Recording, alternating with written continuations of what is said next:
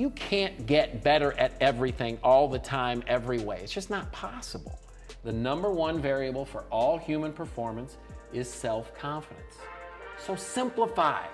If you can learn to choose the right thoughts, you learn to control the way you feel and the way you behave.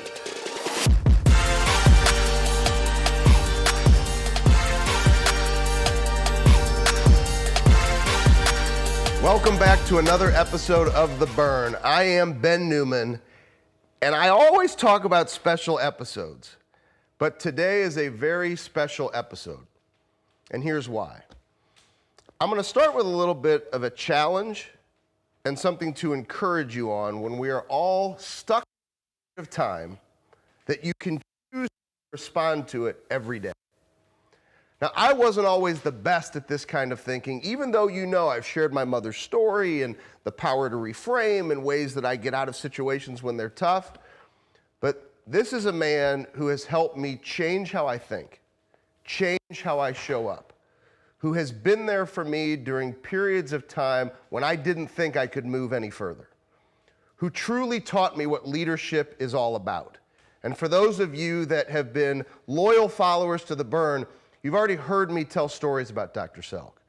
You heard me talk about Dr. Selk in the amazing interview with Ellen Reed, his partner in their practice. And what he has done is commit his life to empowering others to show up to be their best just one day at a time, to relentlessly attack what it means. And we can go into bios, but you know we don't do that here. But there's a couple of things I want to highlight. Because I'm a St. Louisan and we're in St. Louis. The sports psychologist for the world champion St. Louis Cardinals in 2006 and 2011. So bookends, and every year in between, one of the most competitive teams in baseball, bookended by 2 world championships. Helped one of the most storied franchises in baseball resurrect itself to being great. Has written so many unbelievable books. 10-Minute Toughness is recognized as one of the greatest sports psychology books ever written.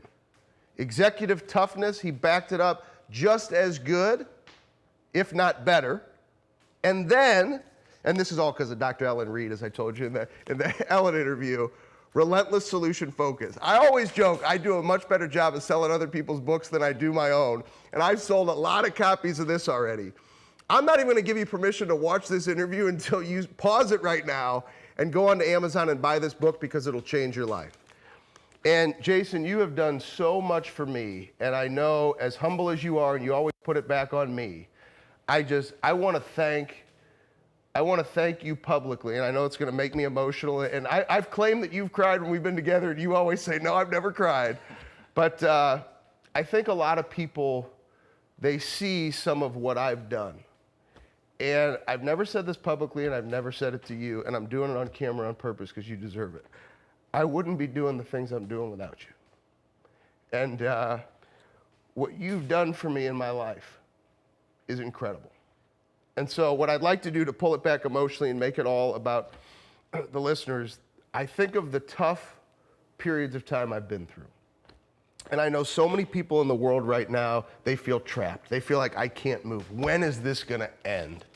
So that neither of us get too emotional, how do people get through this uncertainty? Because you and I have had some conversations where I was like, Jason, I'm uncertain. How do people get through uncertainty right now? So first, thanks for the overly kind introduction. And you know how much I appreciate the kind words. And I'm proud of you. You've done an exceptional job. And whether it would have been with my help or not, you would still be in the same place, my friend. So way to go. You've done a great job, and for good reason. You work your tail off.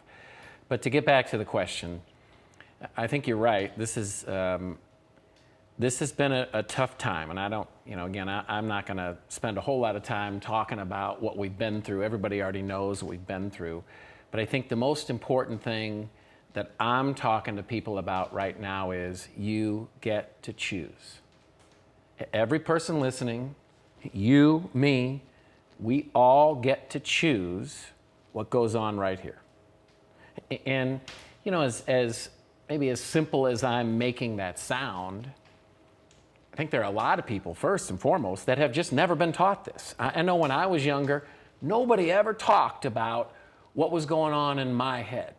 I had to kind of figure it out myself, and I think that's what motivated me to take my career path, was to really understand how the brain worked and why it worked against us in so many cases. But the main thing is, everybody gets to choose the thoughts in our heads. And if we can learn to choose the right thoughts, which we can, we know this, that mental toughness, it's abnormal, but everyone can learn it. If you can learn to choose the right thoughts, you learn to control the way you feel and the way you behave. And if you can learn to control the way you feel and the way you behave, you learn to control for the success in life, whether that be your health, happiness, financial success, however you define it. You get to decide and you get to choose where you end up. The choices, and we talked about this before we got rolling, it's also a choice to keep it simple. And I'm not going to take your quote, I'm going to have you say it, but what I love in the book, and you've been telling me for years, the importance of channel capacity. Ben, you can go give a speech, but don't have too many action items for the audience, because there's only so much the brain can handle. So tell us a little bit about your thoughts on simplicity in your choices and how that ties into that channel capacity. Yeah, so the quote, and again, I'd love to take credit for it, but it's the great Coach John Wooden. It's just this year, since the beginning of this year, this quote has been so much on my mind, in my own head, in my own practice, doing the things that I do, and with the people I work with. And the quote is, always practice simplicity with constant repetition. And again, that's the greatest coach of any sport of all time. And so you talk about channel capacity, and that's really kind of the scientific background of, I think what's happening for most people is we're taking on way too much. I mean, these phones have done so much damage to our ability to perform at potential because they're always eating up our channel capacity. And so people out there, and you know, what we talked about before the camera started rolling is, if you could get an individual to figure out, okay, in your personal life and then in your professional life, what is that one most important activity? So professionally speaking, let's say you're a financial advisor. Make your 10 outbound proactive calls daily. In your personal life, maybe it's work out 30 minutes a day. Maybe it's spend 15 minutes a day with each member of my family with no interruption. Maybe it's, you know, controlling how much you're drinking. There's all kinds of things it could be, but most people are trying to do so many things. They're compromising their ability to do the most important things. And I'm gonna say it again, because this right here, to me, having been in coaching for 20 years and working with some of the best, the most successful people on the planet, learning from those people, this really is the little secret that people aren't talking about, but really should. That especially these days, people are trying to do so many things. They're trying to be good at basically everything, and they're losing their ability, they're compromising the ability to do the most important things at a high level. And I'd suggest, if anything, try it. Try for a week. Don't worry about getting everything on your to-do list done. Screw the to-do list. You know, it works so much against us. Instead of trying to get everything done, just figure out and write it down. If you're listening right now, think in your personal life, what's your single most important activity? In your professional life, what's your single most important activity? I encourage you, at home, don't just listen. Think, write it down. And then the challenge is, for the next week, don't worry about items 8, 9, and 10 on your to-do list. Don't even worry about items 2, 3, and 4 on your to-do list. Get item 1 done. That one most important thing in your personal life, that one most important thing in your professional life, and I'd be willing to guarantee you, you're going to really love the results. Not just in results, what it does for you, and just the pure results of, if you're in business, you're going to see financial results. If in your personal life, you might see, you know, a deeper connection, or you might lose a little extra weight, or, you know, you might get a little healthier in some regard. But it's going to have such an impact on your self-confidence. See, this is, again, something people don't understand about mental toughness. and I call it the cornerstone of mental toughness, is when you set your mind to something, knowing you're going to get it done. I know for me that was, I used to be normal like everybody else, trying to do so many things and screwing up on just about everything and being inconsistent with everything. And then I kind of learned the importance of, okay, I was in a position where I didn't even trust myself. I knew that in my head I'd kind of make an agreement with myself, I'm going to do this, but I knew when I said it, yeah, but if it gets tough, I'm probably not going to do it.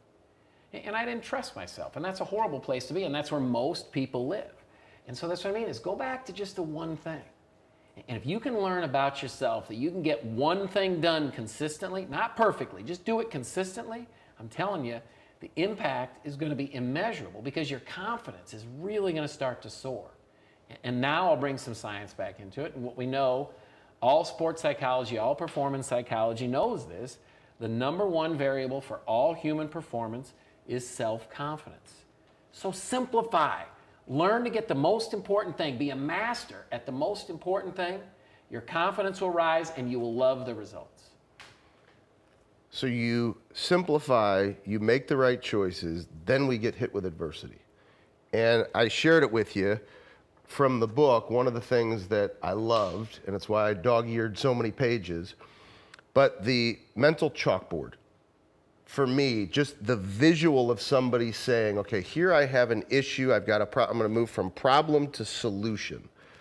It's really a simplistic approach too, and I think sometimes we have this naturalness, I'm going to take this issue, and you taught me expectancy theory 10 years ago, that which we focus on expands, and it really breaks down where we want to make adversity way bigger than it actually is, and taking it in that moment. So how do we move on this mental chalkboard from problem to solution in a simple way? Well, so let me see the book for a second. And for the readers at home, this book is not called Solution Focus. You must, that word, and I almost wish they would have made that word the big word. Okay, so I don't want to make this sound easy. And I also don't want people to think this book or this concept of controlling your thoughts is Pollyanna. This is not about just look at the good in life and don't worry about the bad. Don't blind yourself with all the bad stuff. Only realize there's good. That's not life. That's not reality. Reality is there is going to be adversity. And that's also a big piece of mental toughness is you must learn to expect adversity. If you think everything's going to go to plan, you're naive. That's Pollyanna. That just doesn't exist. So that's one thing is you must expect the adversity. You must be ready for it. Don't be surprised when life hits you in the mouth. It's going to. But then when it does, you must learn to be relentless. Okay, so here's a question. Now, I'm not going to ask you because I know you have an answer for it, but people at home. When's the last time you were relentless about anything? I ask the question oftentimes to people, and what most normal response is kind of a blank stare or silence. And again, there's nothing wrong with you if these questions are a little bit foreign or surprising. This is normal. Most people don't know the first thing about being relentless because we've never been taught. Okay, so it goes back to expect adversity. But if you think you can be relentless with every one of those activities you've committed to, you're crazy. You're crazy. Human beings, that is a total overload of channel capacity, and I know that we think that that's how other people do it. Trust me. This is the greatest thing about my job. And I have a mental health license, so people, all kinds of highly successful people, for the last 20 years, they come in my office. I can remember I'd come home from work and I'd turn on the TV and I'd look and it would be top 10 and I'd say, well, that guy was in my office earlier today. or now it's maybe CNN, they're doing interviews, so I was on the phone with that guy earlier today. I don't care who you are. Everybody has their own bag of trouble. Everybody. And that's one thing I think it's really, really important to recognize is we're human. We're all troubled individuals. And again, one of the big issues with being relentless and controlling the thoughts is people are trying to control so many things, and it's just not doable.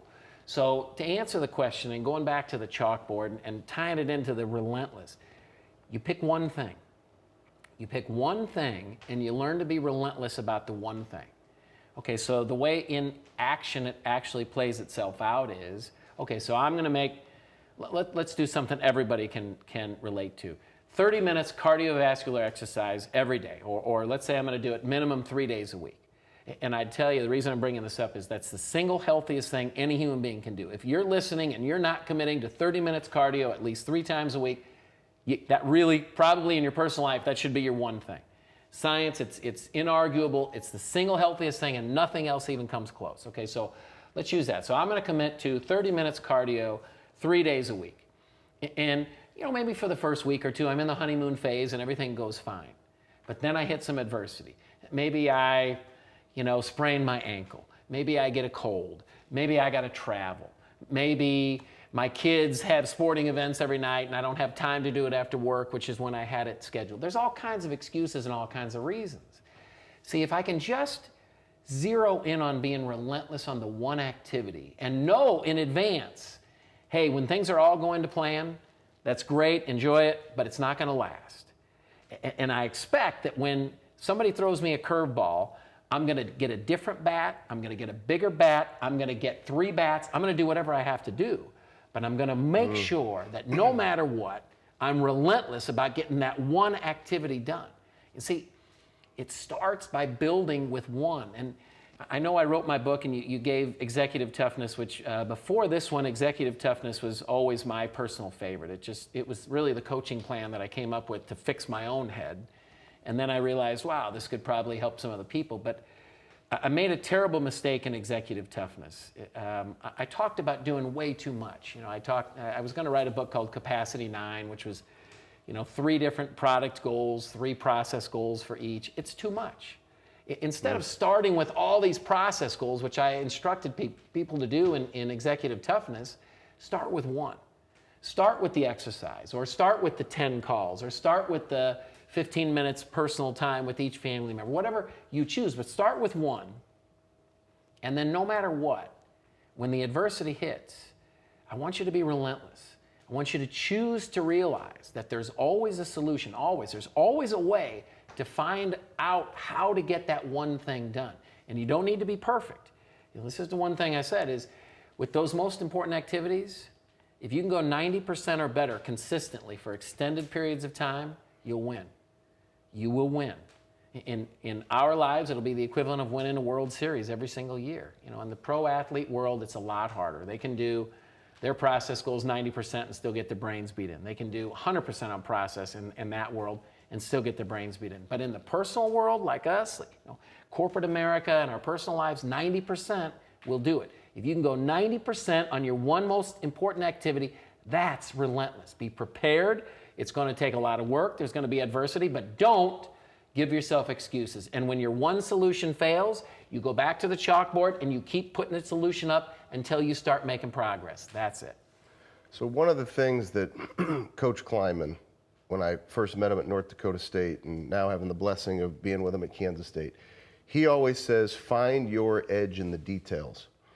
And when I think about you, I think it's one of the things that you taught me was sometimes you got to slow down and you really have to evaluate and you got to find your edge in the details. Did you find that was the same with Coach Wooden? And I want to frame this correctly because so many people hear, one of my favorite quotes that you always say is, John Wooden wrote more best-selling books than 99% of best-selling authors. Yeah. Like the man was so brilliant beyond being a basketball coach. But you had the opportunity, and we're filming this in the middle of March Madness, right? You had the opportunity to watch March Madness with John Wooden in his house. Mm-hmm. So what would John Wooden tell us about the importance of details, or what's your favorite thing that you learned from Coach? Oh, come on. I mean, he was such an impact on my life. He still is. I still study his books and search for things. Like I said, right now, this whole idea of practice simplicity with constant repetition, it just totally has my attention. If there was anything to compete with that, it would probably be his quote, it's what you learn after you know it all that counts. And, a lot of people have said it in different ways. I think Patton said, was it Patton? I think it was Patton. He said most people live until their 30s or 40s. No, most people live to be 30s or 40s only to be buried 30 or 40 years later, which I'm screwing the words up on it, but the idea is, and I heard Lou Holtz say it this way, he said, human beings are like trees. The second we stop growing, we start dying. Okay, now I'm going to preface it because I think what has happened is this concept, you've had a lot of great leaders talk about this concept of constant improvement. And I think people have totally screwed it up. I really do. And it goes back to channel capacity. You can't get better at everything all the time, every way. It's just not possible. Listen, if you can just keep your mind open, if you could once a week get better at one thing, that to me is the details of living all the way up until the last breath you take. And I know the people that I have the most respect for are those who have done that, you know, and you, how old are you now, Ben? 42. 42, geez Louise, okay, so I'm a bit older than you, not by much, I'm 43 now, I'm kidding. So I'm 50 and you know, I think, you know, my father passed away this last Christmas and, you know, turning 50 a couple months before he passed away, it really has had an impact on thinking about how am I going to live the rest of my life. And you know, when you ask about the impact of Coach Wooden and the details, I think that's right now such a big piece of where my head is I want to make sure that I continue to get better. And not every day. I'm not going to put this perfectionist pressure on myself that I've got to get better at everything, every day, all the time. I can't live up to that. I don't know that anybody can. I just want to stay in the game, stay in the fight, and every week find one thing just to get just slightly better at. And if I can do that, I know, at least my view is, that I'm probably going to make people like Coach Wooden and my father and even people younger than me, I think I can be a role model for that, because I think it's a really important piece of the puzzle that, again, going back to the channel capacity, I think people are so overwhelmed right now. Most people are just, you know, struggling just to keep their head above the water. And you can't find the energy to improve when you're just trying to survive. And that's where I go back to what you said about slow down. Stop trying to do everything all the way, all the time, the best possible way it can be done. Just find what's most important and be relentless about what's most important. And I mean it. One activity in your professional life, one activity in your personal life, that's enough. If you can be relentless and try to get better at that one activity for your lifespan, look out. Life's going to be good. Here's how I want to tie this up. And I'm going to finish this with a few thoughts that I have. I've shared in the past, and a lot of times people expect or they think that this is not an inspirational statement. I love saying you have to surround yourself with people in your life that you're never going to catch. And I'm not even going to let him rebuttal because he may try to come up with some kind of an argument for me. But I look at the influence that you've had on my life and John Gordon.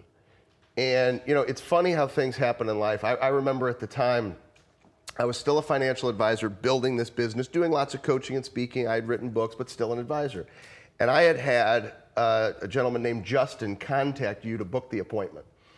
And I remember we're sitting in your office for the first time, and you're like, let me be straight with you. I don't know why the hell I let you in my office, because if somebody doesn't call me personally, I don't take the appointment. But for some reason I did. And you and I bonded that day. And you continue to just sitting here talking with you, and we never get to spend as much time as we would like to, right? And that's so, but the moment, man, I hug you when I walk through the door, it's like we never skipped a beat. And hearing you talk and the books and seeing the influence in Ellen and everything that you do, like you continue to just keep it so far out there for me to stay relentless in my life. And John Gordon and you have done that for me, and it's one of the greatest blessings. And so what I really want everybody to do, and I'm going to encourage you, and a lot of times I don't say, go do this. Go find somebody that's going to push you to give yourself permission to become relentless in your life. Go find those people. Like when I hear you talk about John Wooden, you go to a different place. It's almost like channel capacity is hard for you because you learned so much. You took so much in. You've studied his book. There was so much that still pushes you. God bless his soul.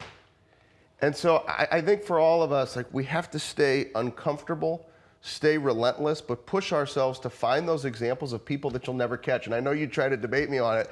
I hope I never catch you. I never want to catch you. I want to continue. And I also think sitting here, you going to see Wooden, there are going to be so many people beating down your door. That's what, because I talk about legacy all the time, and I like making you uncomfortable with how I can get you going sometimes to think. Like, I can't wait to hear the stories of people who, they're coming to watch something with you. They're coming to sit by your fire. They're going to come see you. And to me, like, that's you going all the way to the end, because you're going to be sharing something with somebody in a different fireplace, maybe somewhere else, 30 years from now. That's something that you learned like a week before or 2 days before. And that's what inspires me about you, is that it's this relentless attack for that improvement. And you mean the world to me. And I wish we spent more time together, but we're both pursuing, trying to help everybody, get better. But I just can't tell you how much I appreciate you. If there's any final thoughts, I wanted to tie it up that way for me. And for everybody, before I let Jason finish, because I feel that's appropriate for this episode. One more action step. You got to go buy this book. You have got to buy Relentless Solution Focus. If you don't like the book, which is not going to be possible, I will give you your money back. This book will change your life. You have got to go buy this book right now, like immediately. And then the second thing that I would tell you is I want you to write down the name of that person that can challenge you, and go and build that relationship so that you can be challenged. And one of the ways that we really connected in your office that day was through what I've been sharing for 15 years, which is a Prizefighter day. And you're almost like, did you study my work? And because this, and I think that's one of the reasons why we hit it off, my personal, professional, of service. And you were like, well, wait a second, that's kind of what I do. Mm-hmm. Okay, you can stay in my office. Mm-hmm. And so that's some of the synergy that I've loved. But for everybody, we always put it right in the notes. You can get an opportunity to build your own Prizefighter day in the link below. Pick up the book, find the person who's going to challenge you, build your day, break it down. I don't care what you call the day. You know that about me. Call it a Prizefighter, call it whatever you want to call it. But take the action, the simple action. I appreciate you. I've been wanting to get you on the burn for so long. And we've had different obstacles. It always happens right when it's supposed to. But you mean the world to me, and I'd love for you to finish this for us. Well, first, thanks again for the kind words. You always say the nicest things. I think, at 50 years old, and I've been working with people now for a long, long time, and I've seen the best of the best, and I've seen not the best of the best, and everything in between. And I guess I would just, the one thing I've learned is just give yourself permission to be human. Remember this, everybody, we all have our own bag of trouble. And I don't know that you necessarily need to tell everybody about the trouble you have, but give yourself permission to have the trouble.